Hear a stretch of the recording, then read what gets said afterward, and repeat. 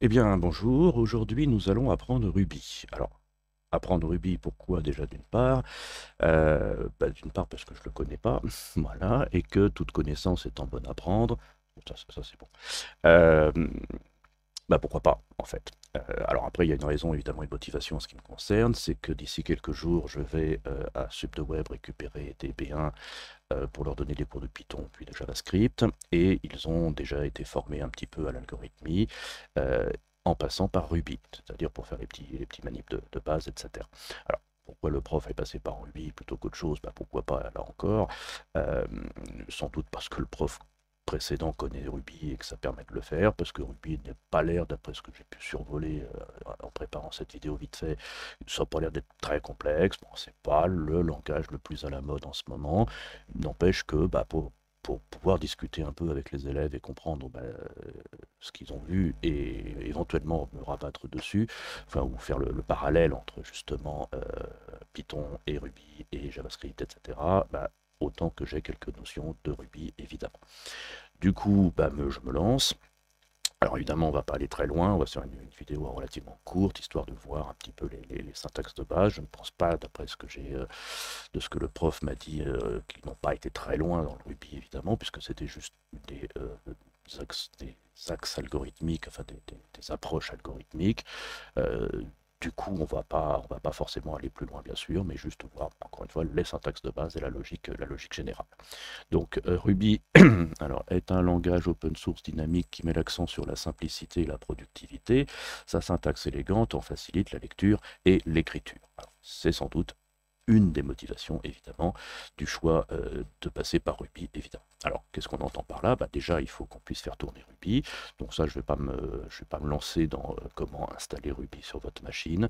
Je vous renvoie au site, évidemment, Ruby, qui a l'air d'être traduit en français a priori, et qui explique, entre autres, si je zoome un peu, comment installer Ruby, etc. La version, alors la dernière est la 3.1.2. J'ai une version qui n'est pas très à jour, mais je pense que pour faire un premier rapide coup d'œil, ça ne devrait pas poser problème. Euh, Encore, bon, version 2.6, elle ne doit pas être si ancienne que ça.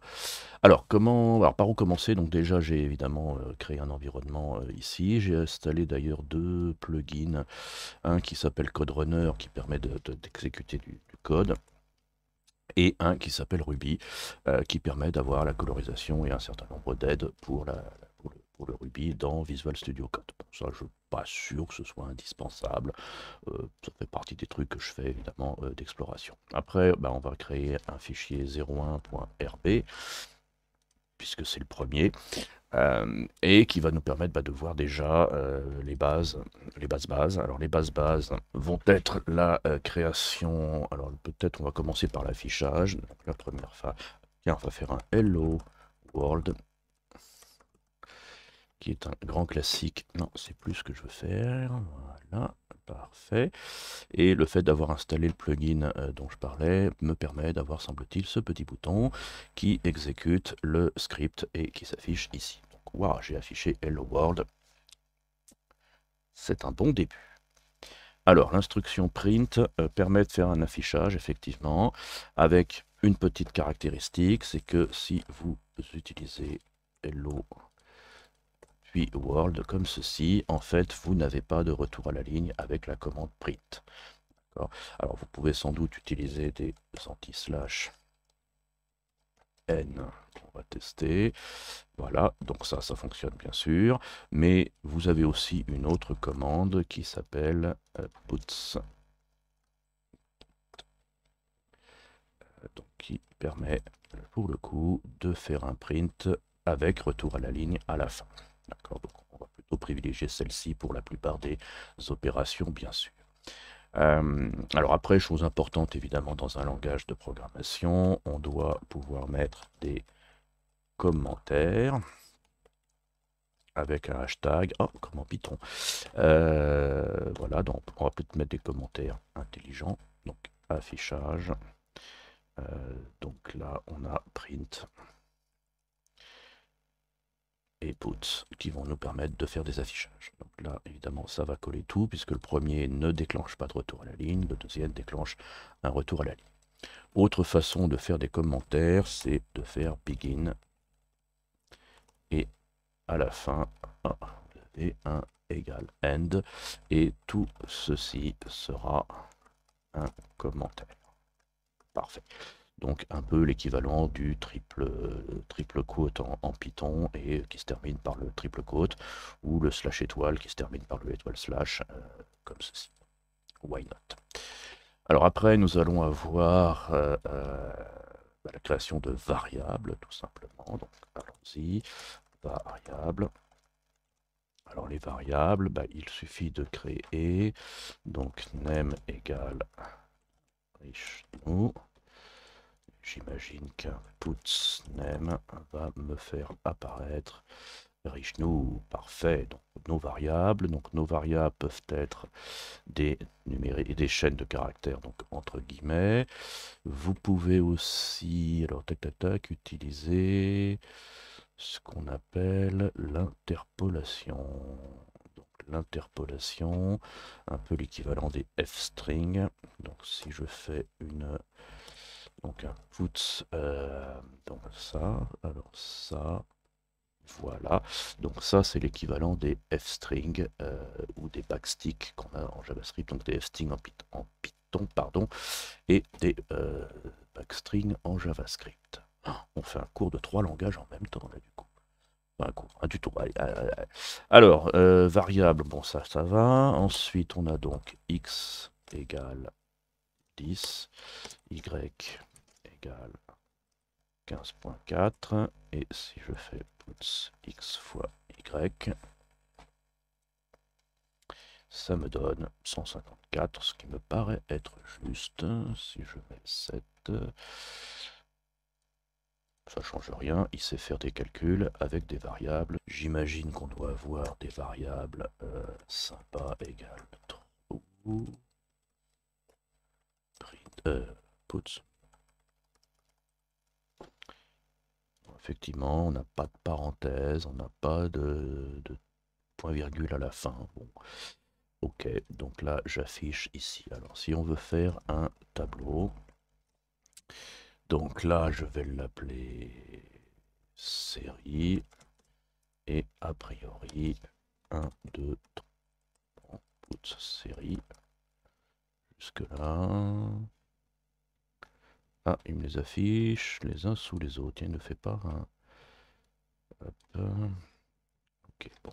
Jusque là, ça va. Si je veux lui demander simplement l'indice 0, il m'affiche le 1 qui est donc l'indice 0 de ma série. Jusqu'ici, tout va bien. Bon. Ok, donc si j'affiche print série, il me les affiche tous sur la ligne.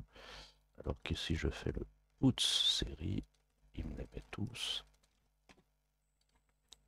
les uns sous les autres. Alors on a aussi l'accès à des moins 1 qui devrait nous donner le 8, non le 9, c'est-à-dire le dernier en partant du dé de la fin. Bon, ça, ok. Et si je fais donc indice 0.4, il va me donner. Je vais prendre des prints là-dessus parce qu'on ne voit rien du tout.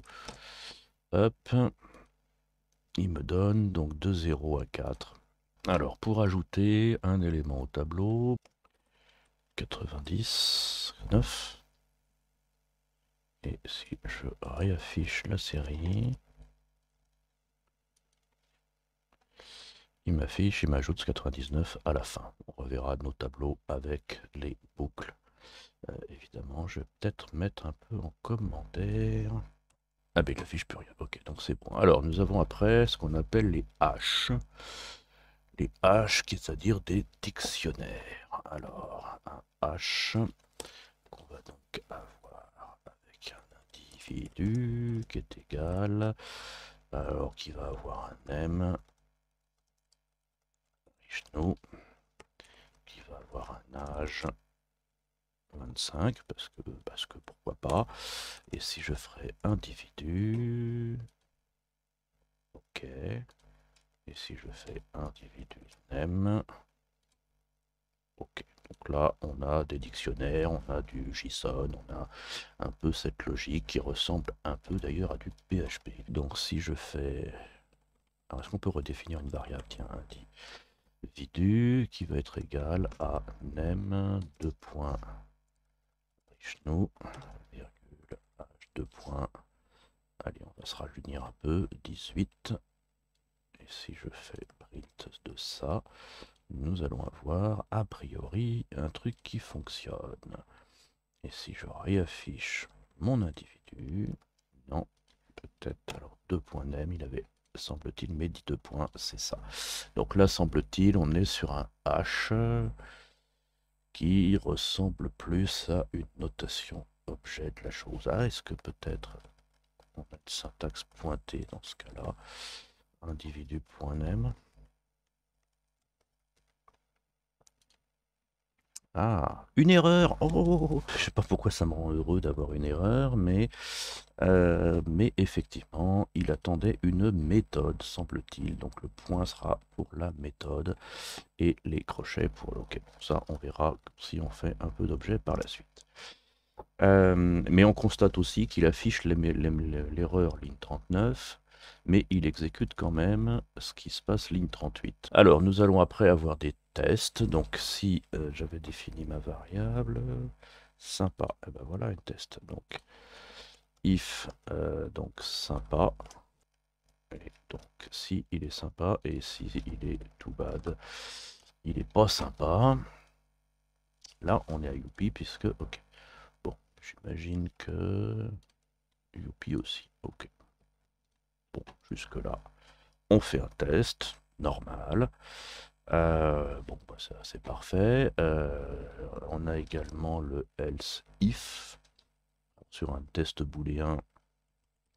Donc âge égale 18. Donc si âge 18 autre. Ok, là j'exécute et j'ai autre puisque j'ai 18, il est supérieur. Donc normal, bon, donc relativement classique aussi. On va faire une boucle i plutôt in 1 5 print i. Ah, ah, end.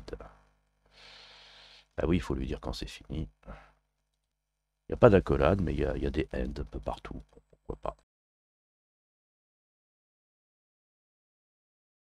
Donc là, j'utilise, alors si je fais série indice i,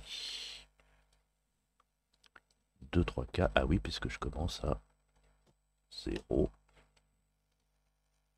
2, 3, 4, 5, 6. Bah, ça c'est parfait. La boucle each, donc on a 0, 5, point each do, et entre pipe, on met notre i, sans oublier le end, et là ça nous donne 0, 1, 2, 3, 4, 5. Mais ça devrait être plus naturel si je prends ma série, point each, do, i, et si je print i, et mon end, ah, j'ai trop fait de Python ces derniers jours, je ne sais plus ce que j'ai dans ma série. Hop, ah bah j'ai des nombres, ça va pas être pratique ça. Alors on va faire un name égale richno richnet. D'accord, donc là ce serait plutôt dans ce cas-là un name qu'il faudrait prendre, puisqu'il va chercher chaque élément à l'intérieur. Comment on fait une concaténation? Non, plus. Je sais pas, ça sent le plus, ça sent le plus. Ok. Ou l'interpolation qu'on a vu tout à l'heure, qui était peut-être plus propre. Bonjour Richno, bonjour Richnet. Et puis on va mettre des puts. Parce qu'on dit bonjour à tout le monde et c'est quand même vachement sympa. Ok, bon bah ça va. La boucle each. On a également la boucle while. Bon bah la boucle while. On fait un i++ et un end. Ça donne quoi ça? Ah, plus, non. Alors, plus égale 1. Et ça passe. D'accord, il n'y a pas le plus plus. Ok, bon, donc là c'est bon. J'étais sur les if, les tests tout à l'heure. On a également sur les tests ce qu'on appelle le case. Alors je vais peut-être retirer des... Ouais, je vais tout mettre en commentaire. Bam. On a le case qui permet... Alors si je fais genre... le feu est orange. Et si je fais un case feu, nous avons le when... Je vais indenter pour red. Stop. Orange. Attention, et le délicat. Yes. Go. Mais attention quand même. Et on fait un end, puisqu'on fait un end à la fois après tout. Donc là, ça donne quoi ça? Attention, alors autre provenait d'un truc préalable, ok. Et là, apparemment, c'est bon. Alors, moi, je ferais plutôt comme ça, mais bon, ok. Classique aussi. Parfait. Bien, bon, bah ça c'est les trucs de base, on n'est pas sur une complexité effectivement extraordinaire. Je défile le tout, on va décommenter tout ça avant de passer à la suite. Ok, bon, bah, 02.rb. Alors, on va voir la définition des fonctions.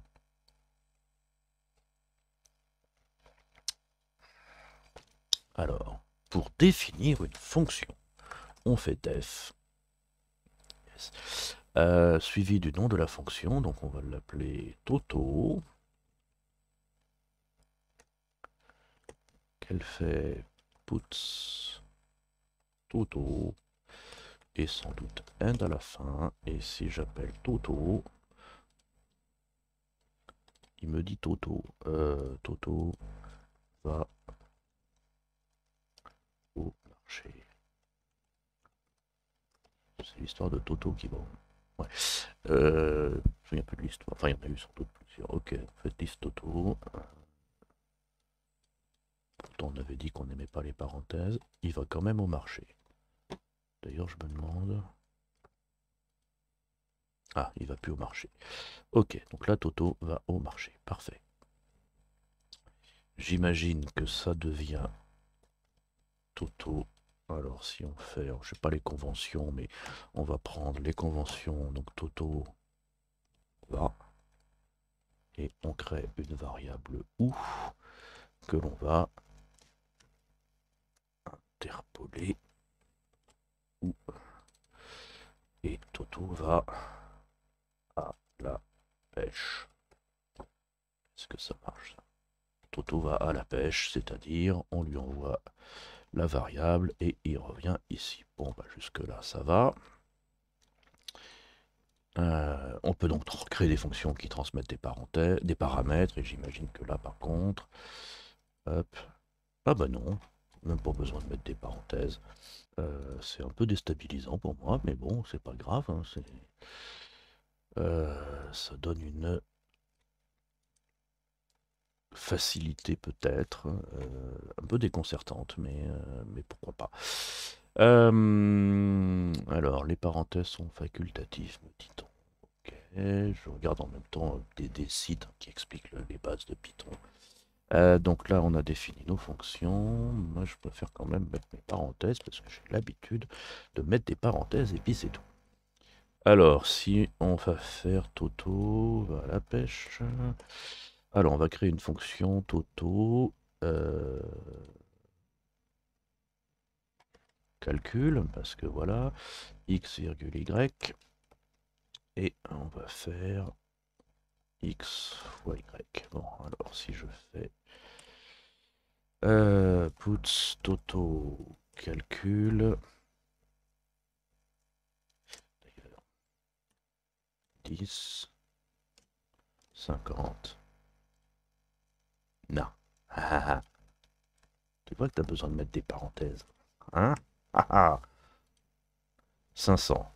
Donc Donc là, on est a priori bon. Si on fait 7, hop, 350, c'est bon. Alors, par contre, il affiche évidemment qu'une fois. Si je fais return, ça fonctionne. Ouais, mes fonctions, j'aime bien les mettre dans un fichier à part. Alors, si je cherche Ruby,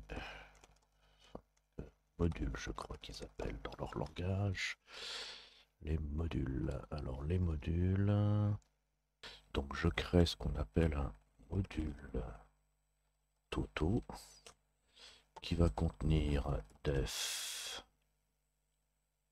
Comment on va l'appeler? Va ou. Je vais reprendre ma fonction de tout à l'heure. Tonto va. Alors, on va l'appeler va. Voilà. Et end. Ah, d'ailleurs, je pourrais mettre toutes mes fonctions Toto. Toto calcul.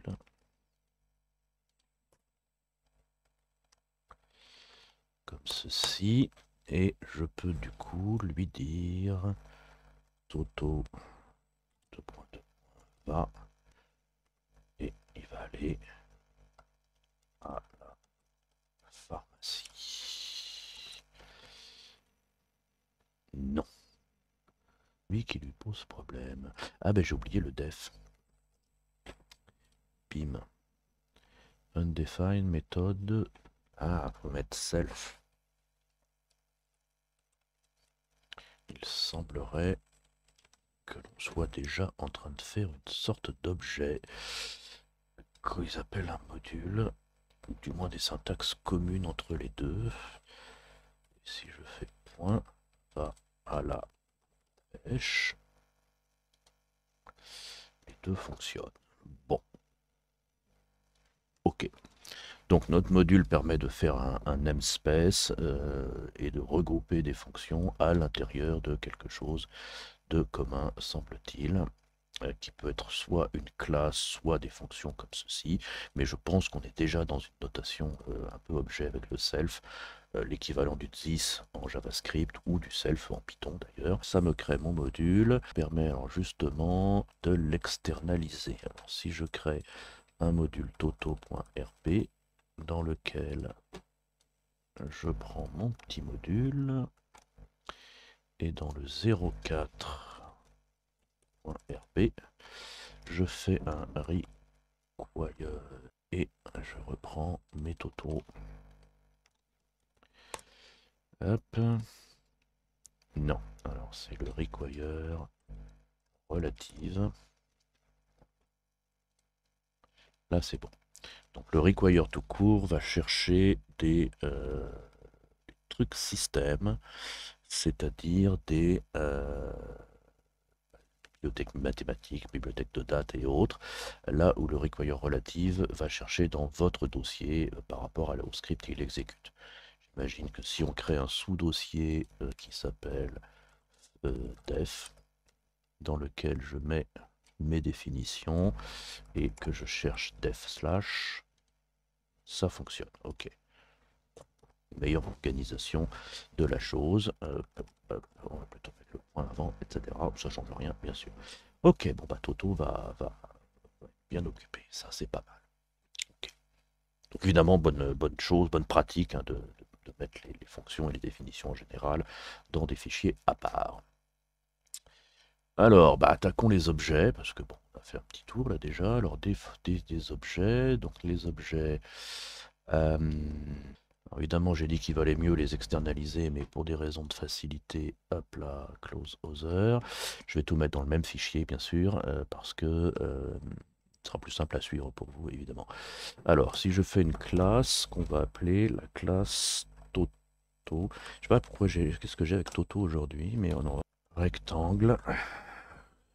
Exemple que mes élèves reconnaîtront peut-être, j'utilise beaucoup une classe rectangle, qui va avoir donc des variables de classe. Alors, variable de classe commune, donc color qui va être, mettons, red, qui va avoir un constructeur qui s'appelle initialize.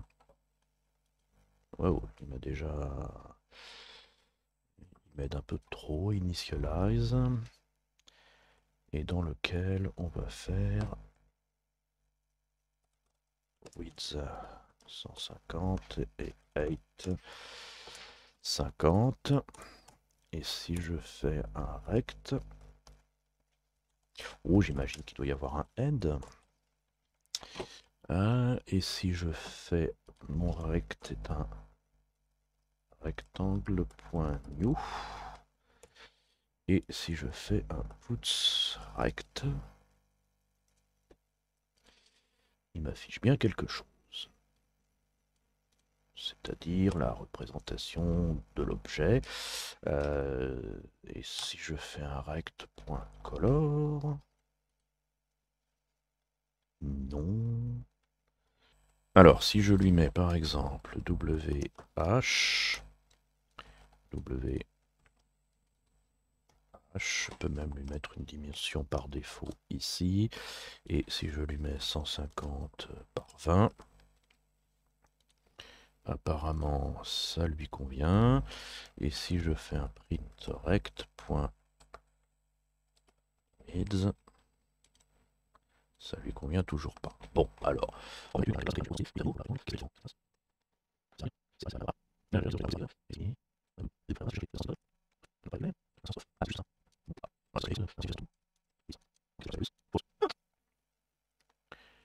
ah, faut créer des accesseurs et des mutateurs. D'accord, il faut les définir. Il faut les définir.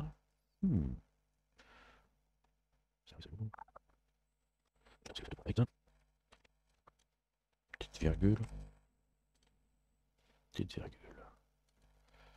Ok. Ok, bon ça, une fois qu'on le sait. Donc effectivement, ça revient à les rendre publics, tout simplement. Alors que là, si on ne fait rien, ils doivent être privés. Sauf de définir.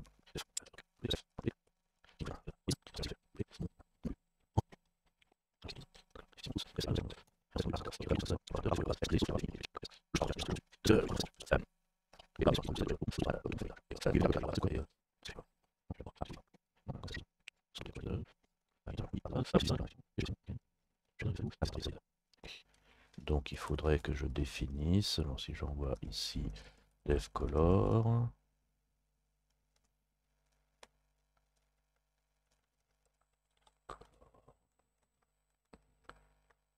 end, et si, bon, allez, on va pas s'embêter, si je définis color comme ceci, je peux du coup maintenant y accéder et je ne dois pas devoir avoir besoin de faire ça. Là, il m'affiche bien mon red. Ok, je vais peut-être mettre des puts. Hop là, puts. Ok. Donc les variables sont protégées, enfin les attributs sont protégés par défaut avec le arrobase, sauf de les préciser ici, ou bien de faire un accesseur, un mutateur. Ok. Alors, comment va-t-on faire un héritage? A priori, héritage. Donc, classe square, je sais pas, hop là. Square qui hérite du rectangle.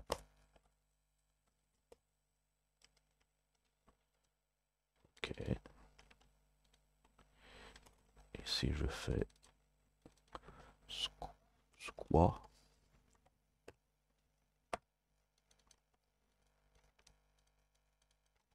qui est un square, ça fonctionne. Ah tiens, j'avais mis un print encore. Hop, ça fonctionne et il comprend bien que... Ok, héritage, assez simple. Alors les mixins 06.rb, alors ça rapproche un peu à cette notion de module qu'on a vu tout à l'heure. Donc si je crée un module calcul, que je def, donc on a vu tout à l'heure qu'il fallait mettre un self, donc point addition, donc x, y, and end qui return x plus y. Ok. Et tout à l'heure, on faisait un print calcul point addition, je crois, de mémoire, et qu'on mettait, mettons, 33,77. Et ça nous donne 110. Bon, ça, c'était ce qu'on avait tout à l'heure. Alors, après, donc là, pour le coup, on était plutôt dans une notion de module. Si on est sur un mixin, c'est-à-dire que je crée alors une classe qui va s'appeler useCalcul, par exemple, qui va en fait include calcul, et puis avoir ces petites méthodes à elle.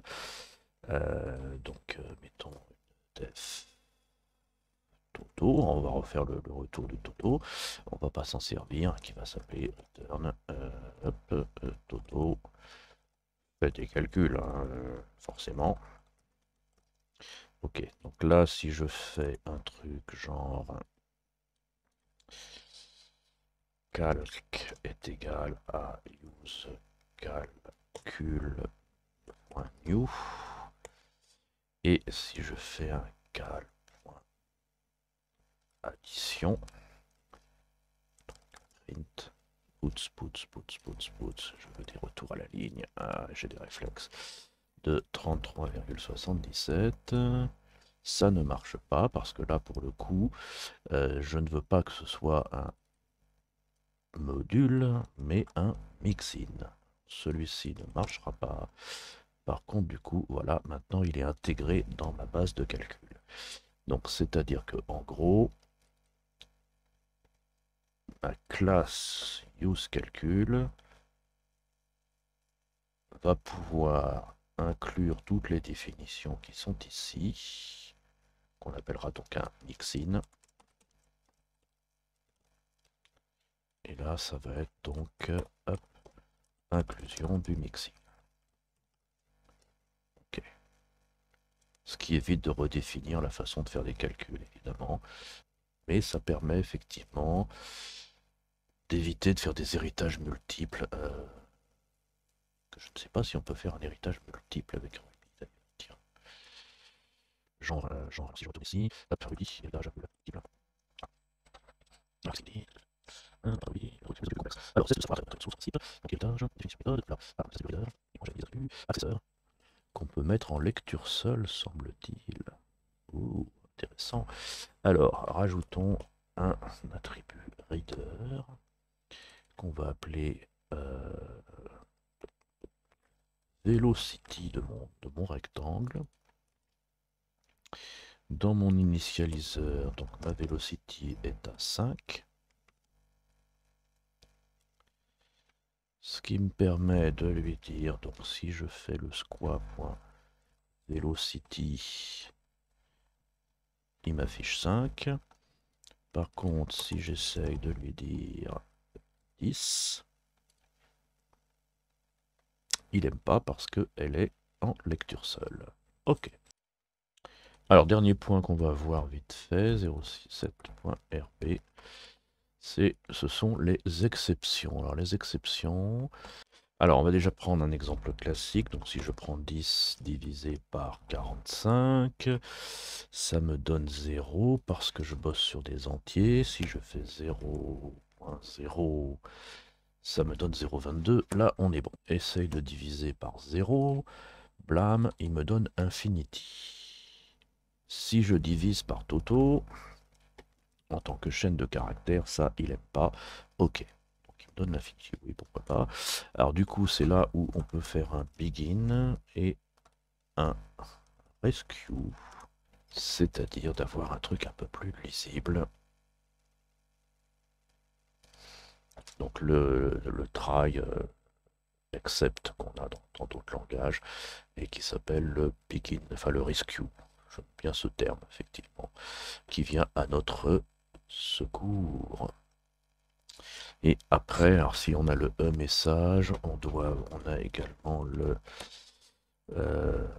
classe et la trace bim, qui est un type error.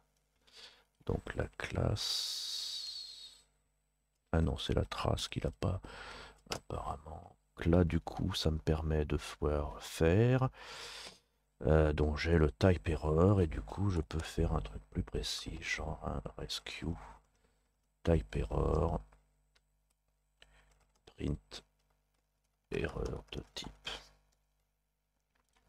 Ce qui me permet d'avoir une gestion fine des erreurs, voire une truc plus généraliste, effectivement. Ok, bon, ça c'est du assez classique. On sait donc effectivement la classe, ce sera ce qu'on mettra ici, et le message, bah, c'est le truc standard qu'on peut du coup personnaliser. Donc on doit pouvoir faire un truc genre, hop, je vais pas y arriver, voilà, erreur de classe, bim. Et celui-ci à la limite un put pour pouvoir avoir un retour à la ligne. Après, ok, bon, bah, donc ça c'est bon, on récupère la classe, etc. Bon, ok. Bon, bah c'est bien. Bon, bah langage plutôt sympathique. Au moins je vois à peu près les syntaxes essentielles. Euh, voilà. Euh, et bah écoutez, à bientôt pour peut-être la découverte d'un autre langage ou d'autres thématiques. Au revoir.